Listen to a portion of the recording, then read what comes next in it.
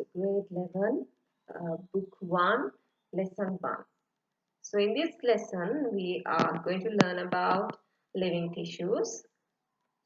Mainly, we are focusing on plant tissues first, and then we'll move on to the animal tissues. So plant tissues, there is a small experiment to be done in order to have a knowledge about or a slight idea about how these plant tissues are formed. So that activity I'll just explain, and I'll try to send a link of a video, because we cannot do this in the class, right? So you need a thin peel of lower epidermis of a beetle leaf. So you know what a beetle leaves are. So the lower epidermis means not the top of the leaf, the other side, the bottom of the leaf, right? You have to take the bottom, other side, not the shining side, the other side, and you have to take a small. So when you're tearing those leaves, have you may have seen that there are thin fumes are coming when you're tearing the leaves, they are actually colorless, like polythene, like small pieces are coming out. So you have to take a piece like that, and a thin section of a potato tuber. So a thin cross section of a stem of a plant like balsam, right? So what is balsam? So balsam is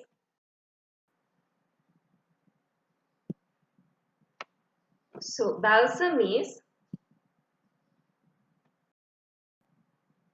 so balsam is we call that balsam plant in Sinhala as bunila, right?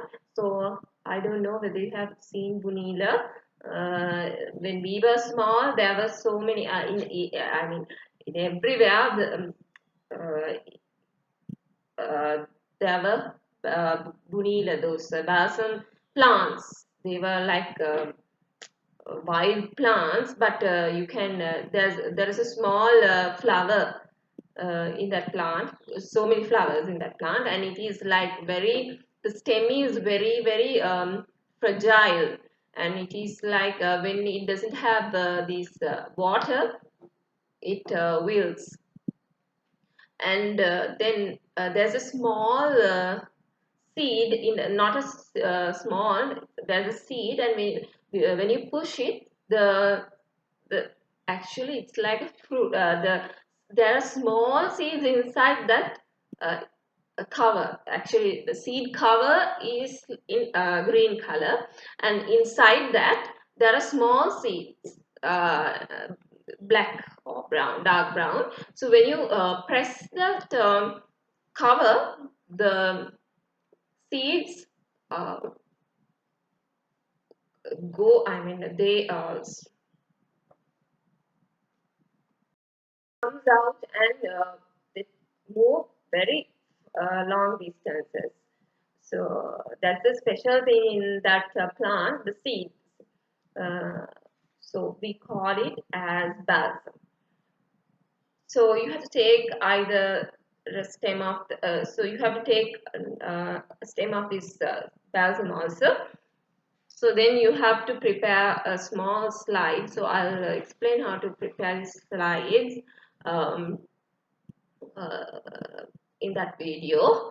So you have to observe them under the microscope. I think you in school you will now the schools are closed. No? So normally they do this activity in school laboratory, right? So you have, then they're asking to identify the tissues formed by these cells, right? So if you look at your textbook, the first picture is from that beetle leaves. The lower epidermis of the beetle leaf. The second one is the potato tuber, and the third one is the stem of the balsam plant. So there are three different tissues, right? So first we have taken in the first picture we have taken a leaf. So the cell structure in a leaf is different.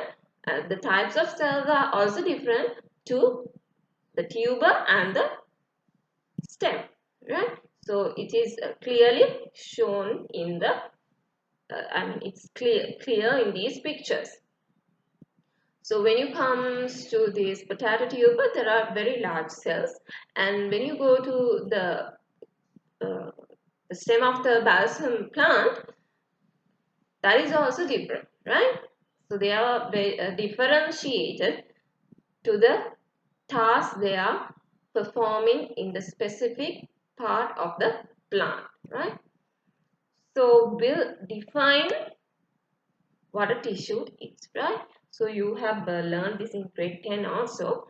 So a group of cells with a common origin that has been modified to perform particular functions in the body or the plant body is known as a tissue. A group of cells, not only one type of cells, right? A group of cells. Uh, actually,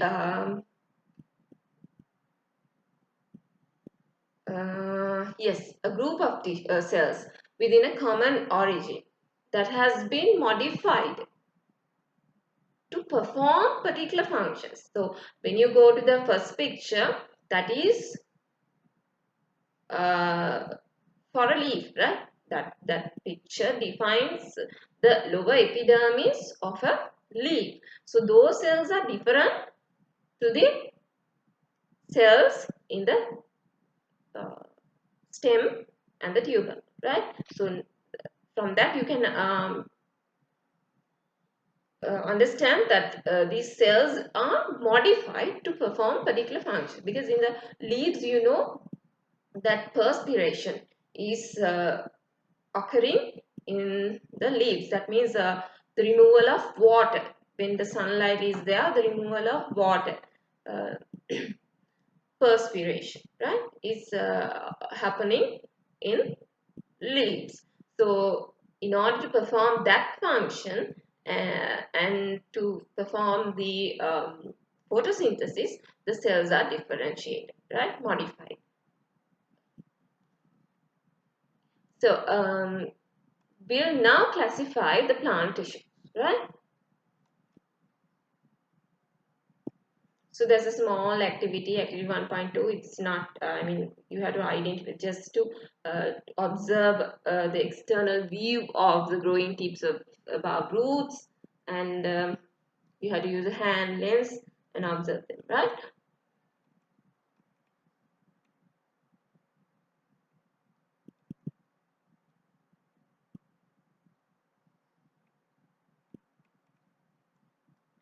So first we'll come to roots, okay? So look at figure number 1.3. So it shows a microscopic web of longitudinal section of root apex, right? Root apex, moolagre, in singular moolagre. So, so you can see they have marked boundaries A dash, B dash, right? So if you observe the region A dash, uh, that region has the cells with the ability of cell division. So only in that division the cells have the ability to divide, right? So in the region BB contain different cell types that are different in nature from cells in region AA dash. That means in the region AA dash there are cells which have the ability of, I mean, the main task of that cell is to uh, reproduce or perform cell division, right? But when it comes to the B dash region, there are different types of cells in that region, and they are different in nature from the cells in the A dash region, right? So the normally plant tissues can be divided in depending on different criteria, but um, in this lesson we are learning about uh, the division of plant tissues into two groups according to the ability of cell division, right? So ability of cell division. So the first one is meristematic tissues. Meristematic tissues. And the other one is permanent tissues. So from that word, it implies that it is permanent, right? So permanent, if you look at the picture 1.3, figure 1.3, the cells in the B dash region has, the B dash region has permanent tissues, right? But in the A dash region, you can find meristematic tissue. That means, meristematic means the ability of, so now we classified according to these two types of groups, uh, according to the ability of cell division. So meristematic means these tissues can um, perform cell division, right? And permanent tissues means they are not performing cell division, right?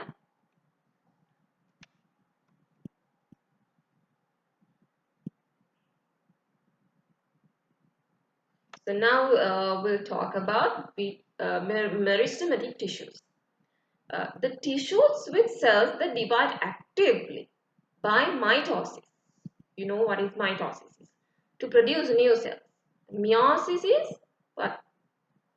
Uh, they are happening when the reproduction when the reproduction is occurring, right? So in the mitosis, just to increase the number of cells. New cells are called meristematic tissues.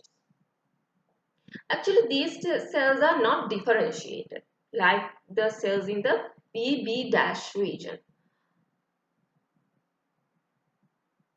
The growth of the plant take place due to the activity of these meristematic tissues, right? Because of these meristematic tissues, the growth of the plant takes place. So there are some features of the meristematic tissues. So these plants, these tissues contain small sized living cells, very small sized living cells. So there are no intercellular spaces or intercellular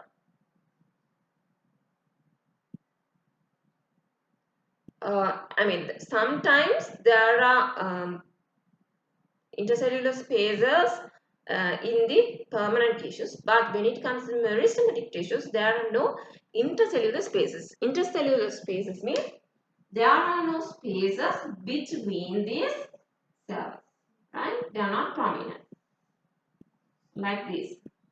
These are the intercellular spaces, but these are not prominent in meristematic tissues. So it's like tightly packed tissues, right? No intercellular spaces. So there is a distinct nucleus in each cell. So each cell have a distinct nucleus. And vacuoles are absent, right? Vacuoles are absent. You know what vacuoles are, right? And the chloroplasts are also absent because the chloroplasts are very prominent in leaf cells, right? Not in root cells, because the photosynthesis is happening in the leaves. large number of mitochondria are present. So sometimes they may ask why there are a large number of mitochondria present in meristematic tissues. Justify your answer like that. So actually, there are so many mitochondria are present in these cells because so these are the cells that they are highly growing, right? They perform cell division very efficiently. For that, you need energy to um, to gain that energy. You have to have a mitochondria. So when the number of mitochondria are high, the number of energy produced will be high. So there should be a higher number of there should be very large amount of mitochondria present in these cells, right?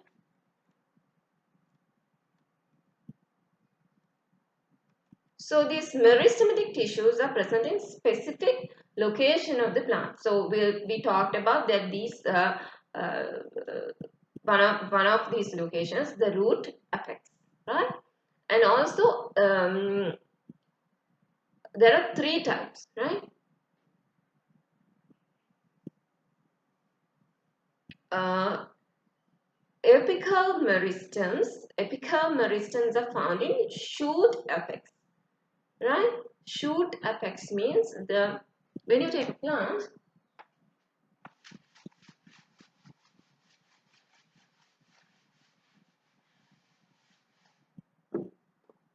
plant, like this,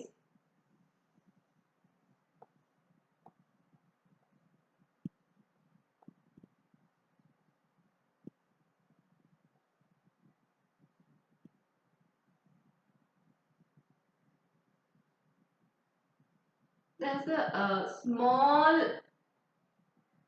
bud, right? Not a bud, young leaves, right? The top end of the plant. So this is called the shoot apex, right? So apical meristems are found in shoot apex and root apex, right? And axillary buds. So axillary buds are found in. So axillary bud is, you may have seen these things in a plant. So if you can't remember, go to your garden and observe a plant. Okay. So this axillary buds are like this. When you have this bud, between these branches there are small leaves like that, like very light green color. So those are called axillary buds. So plant increases its height due to this due to the activity of these tissues. So actually the elongation or the increase of the height occurs due to this due to the due to these tissues. Okay, and the next one is intercalary meristems. Intercalary meristems are found at nodes.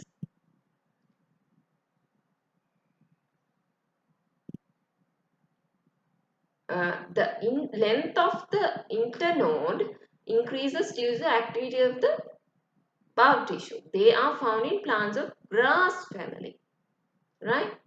So they are found in grass family.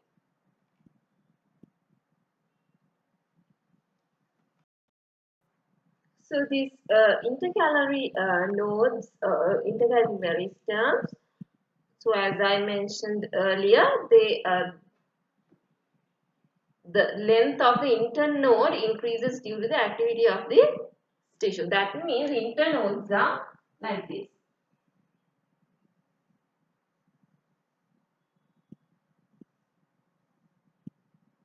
designed like in this bamboo, right? The internodes are, the length of the internodes uh, increases due to the activity of the bark tissue. So lateral meristems. Lateral meristems are present laterally in the stem and roots of the plant. Lateral means like this, no? These, right? Uh,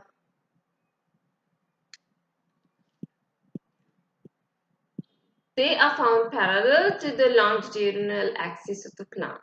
So as I told you, so that the diameter of the plant increases due to this activity.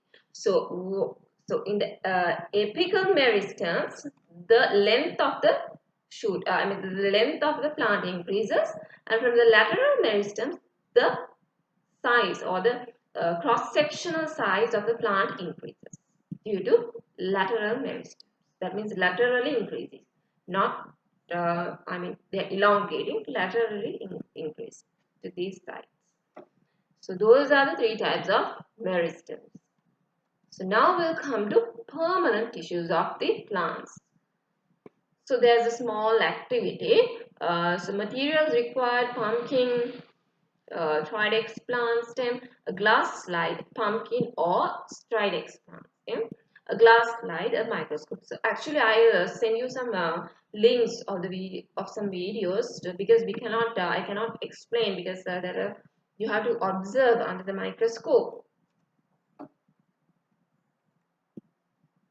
So when you look at those pictures, you can see that there are so many different types of cells in that picture, in that tissue, right? So those cells are differentiated to perform different tasks. So there are the nature of the permanent, according to the nature of the permanent tissues, you can group them or divide them into two, right? Simple permanent tissues and complex permanent tissues. So, in simple permanent tissues, only one type of cells are collected together to form the tissue. That means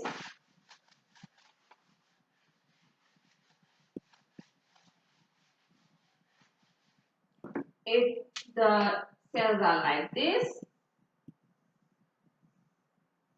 right? Only one type of cells are collected together to form that tissue. So when it comes to complex permanent tissues, so there are different types of cells get together and form that tissue. So those are the two different types of tissues.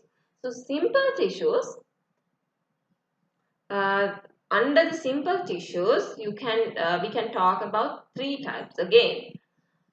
So the first one is the parenchyma, the second one is collenchyma, and the third one is sclerenchyma, right? So parenchyma,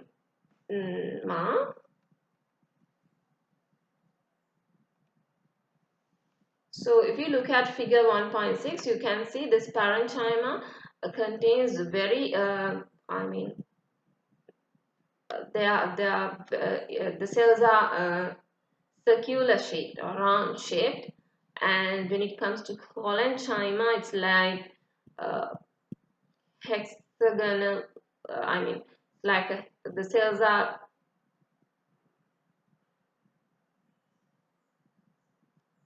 like hexagonal shape. And when it comes to sclerenchyma, you can see the wall of the cell very clearly. And in the second picture also there are some thickness. The edges of the cells are thickened. Edges of the cell walls are thickened. So we'll talk about parenchyma. So the tissue that forms the soft parts of the plant body is called parenchyma. Very soft parts of this. This is the most abundant tissue found in the plant.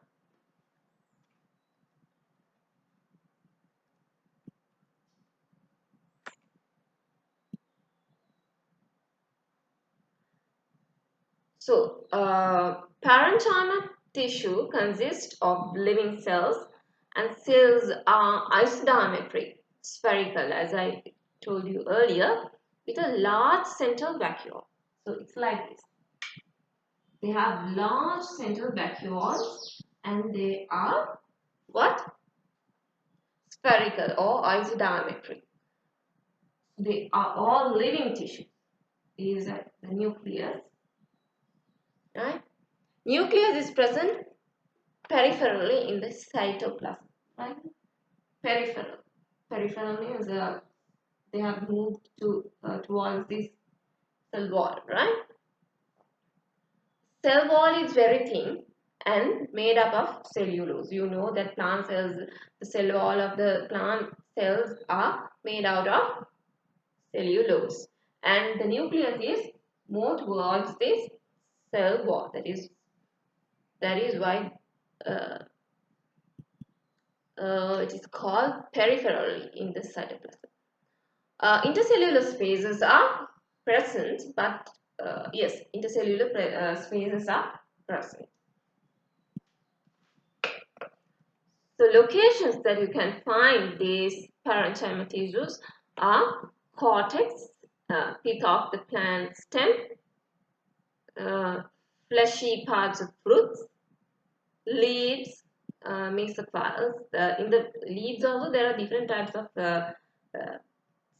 cells. So out of these cells there is the type of cells called mesophiles, right? So mesophiles have these uh, parenchyma tissues.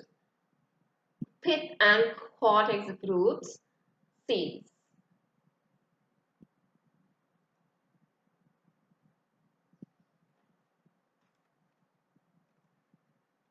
So photosynthesis is one of the main functions of this parenchyma. So as I mentioned to you earlier, these mesophiles in the plant leaves contain chlorophyll too within their chloroplasts. So the photosynthesis takes place within these chloroplasts. So the cells in this region or the mesophiles are parenchyma cells, and these mesophiles contains chlorophyll too, and photosynthesis takes place within these chloroplasts. And food storage. Food is stored in some parenchyma tissues, and they are called as storage tissues. As I told you, the locations. In the locations of parenchyma tissues, I told you that the seeds, the fleshy parts of fruits contain these parenchyma cells. So, fruits are, fruits, the fleshy part of the fruit is because of the food storage, right? Food is stored in some parenchyma tissues, and they are called storage tissues, like potato tuber, carrots, sweet potato, roots, pepper, banana fruits, right? So storage of water. Um, Especially xerophytic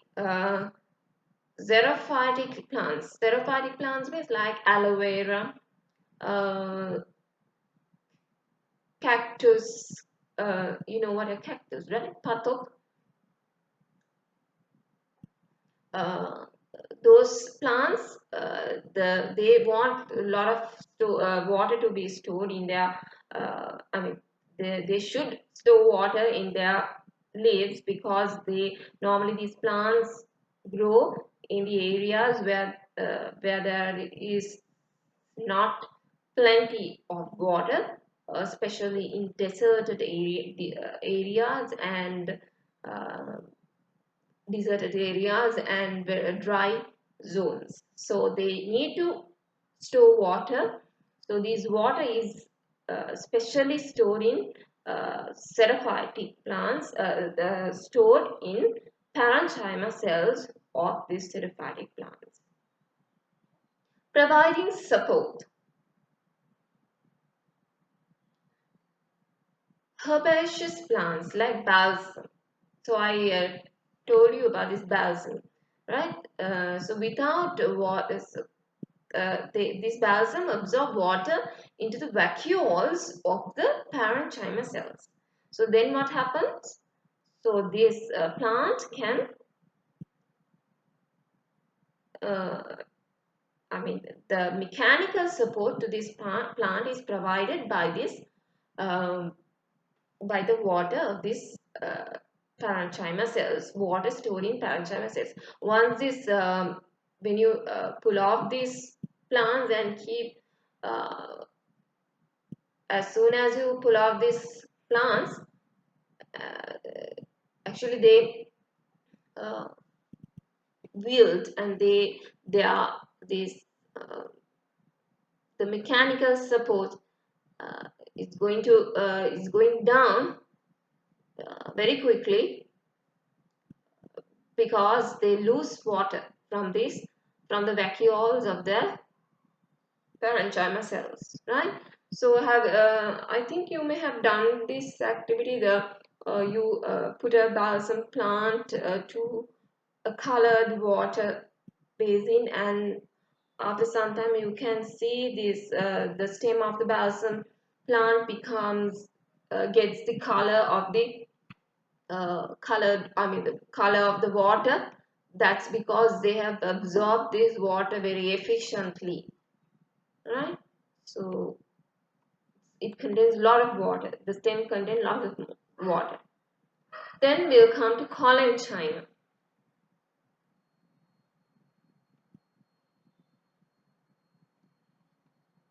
Collenchyma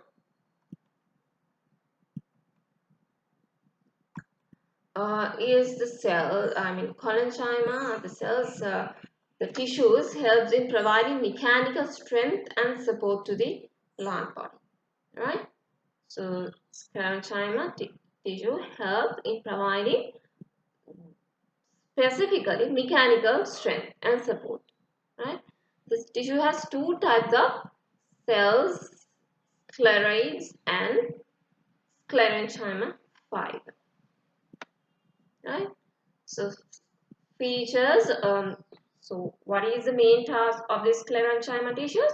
They help in providing mechanical strength to the plant. And there are two types of cells in sclerenchyma tissues, scleroids and sclerenchyma fibers. Features of sclerenchyma tissue are, it consists of dead cells. Uh, when we talk about parenchyma cells, all the cells were living cells. So, and but when it comes to this sclerenchyma, there are dead cells also. Uh, Lignin is, other than the cell wall is composed of cellulose, and lignin, a compound called lignin, is deposited on those cell walls. That's why you can see the edges have thickened, right? Cells are tightly packed, right? There are no intercellular spaces. Cell wall is evenly thickened and forms central lumen.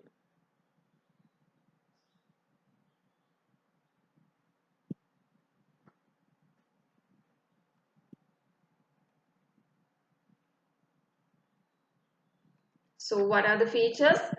It consists of dead cells, and lignin is deposited on the cellulose wall. Cells are tightly packed like this.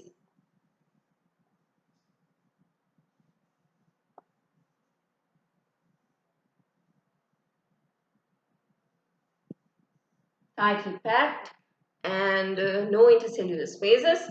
The cell wall is evenly thickened and forms the central lumen. So what is central lumen?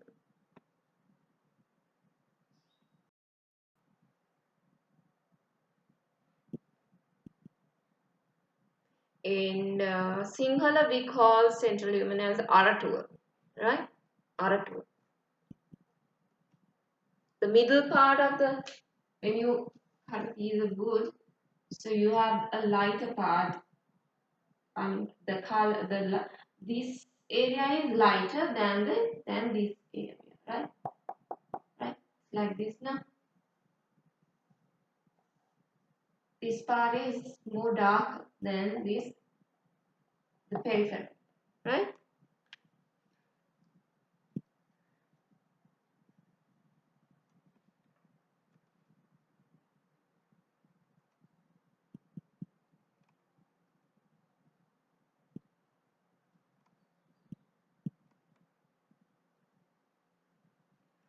The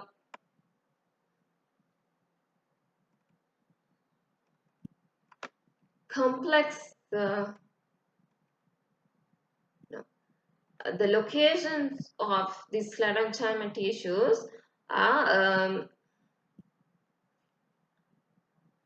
fibers present in xylem, that is a complex tissue, right? So xylem are called as xylem fibers, and in phloem, you know what are xylems and phloems? Xylems are the xylem is transporting water, and phloem is transporting food. So fibers present in the xylem, but xylem and phloem are, phloem comes under complex permanent tissues. Okay, uh, but in that complex permanent tissue also you can find these sclerenchyma tissues as well, right? So fibers present in xylem are called as xylem fibers, and in phloem as phloem fibers. Hope you understood that, because if you take the xylem, xylem is a group of cells, right? Group of tissues. So in that tissue, you can find sclerenchyma tissues also, right? So other than these xylem and phloem fibers, the fibers in cotton wool and the coconut fibers are made out of sclerenchyma tissues. Um, you can find them in the endocarp of coconut and kaduru, right? Have you seen kaduru? And I think now this you can find this like a mesh that after the cover deteriorated, you can find like this mesh. I'll show you a picture, right? And mango fruits, the seed of the mango after some time, like a mesh, right? Mango seed, not just after cutting the mango. After some time, after it start to deteriorate, what happens? There are some fibers. You can see those fibers, right? And even when you are eating this some mango, so you can find this a lot. Of, some mangoes contain a lot of fibers, right? So those are composed of sclerenchyma tissues, and the pericarp of guava, and and in pears also. Seed in addition, seed coat of coffee and dates. So the main function of sclerenchyma cells are cells, not cells. Sclerenchyma tissue is to provide support to the plant body. So I'll talk about complex permanent tissues next time.